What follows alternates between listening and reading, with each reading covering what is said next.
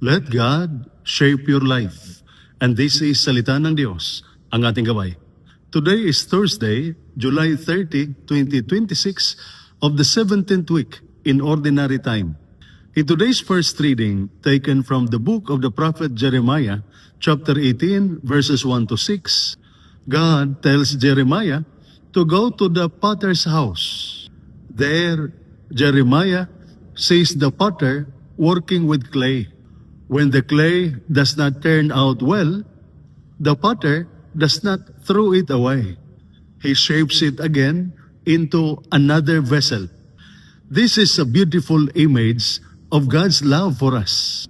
God does not easily give up on us.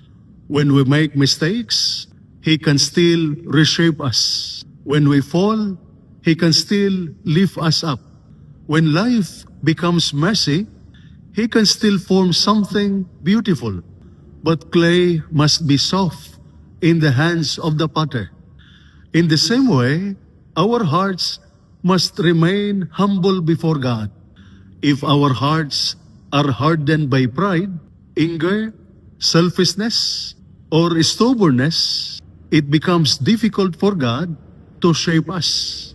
In the Gospel reading taken from the Gospel of Matthew, chapter 13, verses 47 to 53, Jesus compares the kingdom of God to a net that catches fish of every kind. Then the good fish are separated from the bad.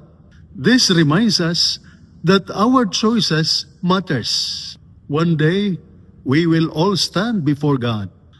And what will matter most is not our title, wealth, or success, but the condition of our hearts.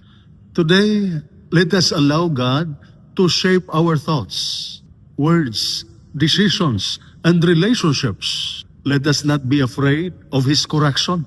God corrects us not to destroy us, but to make us better. In God's hands, even a broken life can become a vessel of grace. And this is Salita ng Diyos, ang ating gabay. Let us pray. Lord God, You are the potter and we are the clay. Shape our hearts according to Your will. Remove our pride, heal our wounds, and make us vessels of faith, love, mercy, and service through Christ our Lord. Amen. And may the Almighty God bless you and your family, the Father, the Son, and the Holy Spirit. Amen. Holy Mary, Mother of God, pray for us. Saint Joseph, pray for us. Saint Michael the Archangel, Prince of the Church, protect us. Amen.